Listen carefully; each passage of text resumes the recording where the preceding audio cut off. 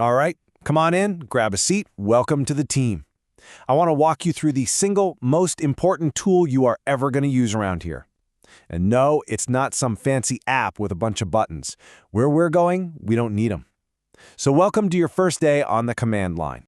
So what you're looking at here, this is a terminal. Yeah, I know it looks a little empty, but trust me, this is the nerve center of pretty much every server, every cloud instance, and every cool new development tool we use. Getting good at this, well, that's what's going to make you a rock star here. You ready to get your hands dirty? Let's do it. Okay, here's our training plan for today. We're going to start with what this black screen even is. Then I'll show you how to move around, how to install some software, and then we'll fire up your very first service. After that, we got to talk about the admin keys, and then finally, why all of this is so critical for your career. Sound good? Let's jump in. First things first, welcome to the command line. Now, the reason this is so important is that the vast majority of servers you'll work on, they don't have a desktop. No icons, no mouse, none of that. This command line, or shell, is how you talk directly to the machine. It's fast, it's powerful, and honestly, it's where the real magic happens. So what is a shell really?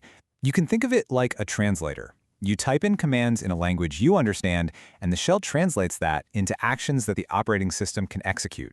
Now, there are a few different kinds out there, but the big one, the one you'll see almost everywhere, is Bash, the born-again shell. It's the default on most of our systems, and it's packed with features that are going to save you tons of time. Let's run our very first command. Go ahead, type this in, echo, $shell, and then hit enter. See that? The echo command is super simple. It echoes back whatever you tell it to. And $shell is a system variable that holds the path to your current shell. You probably see something like /bin/bash. And just like that, you've had your first conversation with the system. You asked it a question, and it gave you an answer. That's all this is. Okay, so you know what the shell is. Awesome. Now you need to learn how to walk around in it. The best way to think about the file system is like a giant digital filing cabinet.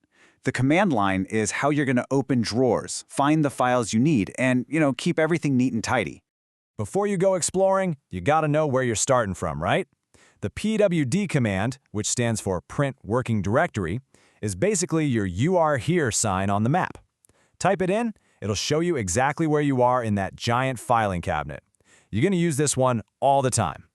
All right, so we know where we are, but what's actually in this spot? For that, you type ls. It'll list all the files and folders in your current location. It's just like double-clicking a folder on your desktop. Oh, and here's a pro tip for you. Try ls-l. That gives you a much more detailed long list with permissions, owners, and all that good stuff. Okay, enough looking around, let's actually make something.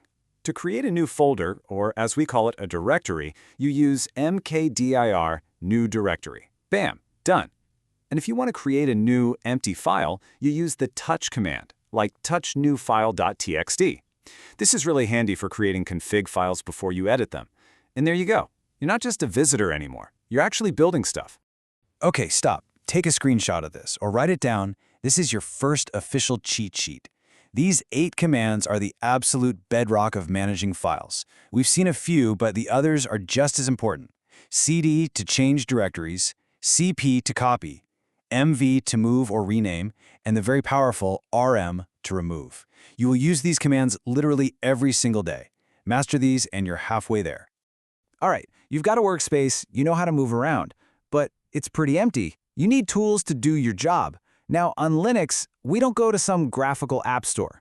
We use these incredibly powerful command line tools called package managers. And I'm telling you, once you get the hang of this, you'll feel like you have superpowers. On our systems, you will mainly see 2 of these tools, RPM and yum. Now, RPM is the basic one. It can install a package, sure, but it has one huge weakness. It has no idea about dependencies. If your program needs 10 other little libraries to work, RPM just shrugs. That's why we use yum. Yum is the smart one. You tell it what you want, and it goes out, finds all the required dependencies, and installs the whole lot for you automatically. It just works. These 4 yum commands are going to be your best friends. Yum install is how you get new toys, like a web server or a database. Yum remove is for tidying up and getting rid of stuff you don't need. Yum list is super useful to see if a tool is already there. And repo list, that just shows you all the software warehouses Yum knows about.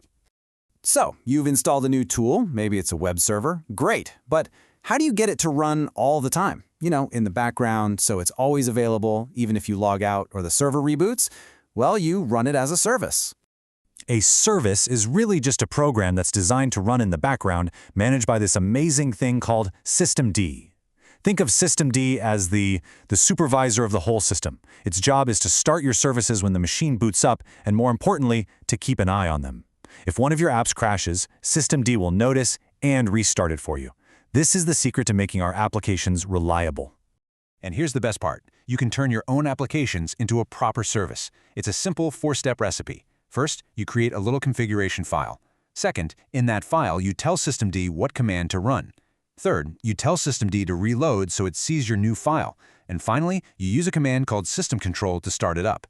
This is how we take a simple script and turn it into a robust, production-ready application. Let's peek inside that config file for a second. The most important line, by far, is xstart. This is where you tell systemd the exact command to run your app. But this other line, restart equals always, that is pure gold. That one little line tells the system, if this thing ever stops for any reason, I want you to start it right back up. That's a lifesaver right there. All right, next up is a really crucial topic. You're going to figure out pretty quickly that, as a regular user, you can't just do anything you want. For certain tasks like installing software or editing system files, you need the admin keys. Let's talk about how to use them the right way. Get ready to see this error a lot. Permission denied. Now, this isn't the system being mean to you. This is a good thing. It's a security feature to stop normal users from accidentally breaking something really important. For example, if you try to peek inside the root user's private folder, you're going to get shut down. So how do you get past this? The answer is sudo. It stands for superuserdo, and it's the safest, smartest way to run commands with admin privileges. The best analogy is a manager's keycard. You don't have it all the time. You just pull it out, swipe it for one specific task that needs it, and then you put it away. It elevates your power for just one single command. So let's try that command that failed, but this time we'll put sudo right at the beginning. So sudo ls/root. It's going to ask for your password to make sure it's really you, and look at that, it works. The command runs with root privileges. From now on, anytime you see permission denied, your very first thought should be, aha, I probably need to use sudo. We're on the home stretch, and I really want to tie everything we've just covered back to your future here, and really, your future in the tech industry. Because these command line skills, they're not just for old-school sysadmins anymore. They are absolutely essential for anyone in DevOps, cloud engineering, or software development. Look, every piece of cool modern tech you hear about, Docker containers, Kubernetes, Ansible for automation, it is all built on top of Linux. You simply cannot be an effective DevOps or cloud engineer today without being comfortable here, in the command line. It's not optional anymore. What you learn today isn't just a basic lesson. It's literally the first step on that career path. So that's the crash course. We've covered how to move, how to manage files, install software, and control services. And with sudo, you've literally been given the keys to the kingdom. You now have the fundamental building blocks to control a Linux system. The only question left is, what are you going to build with it? Welcome to the team. You're going to do great.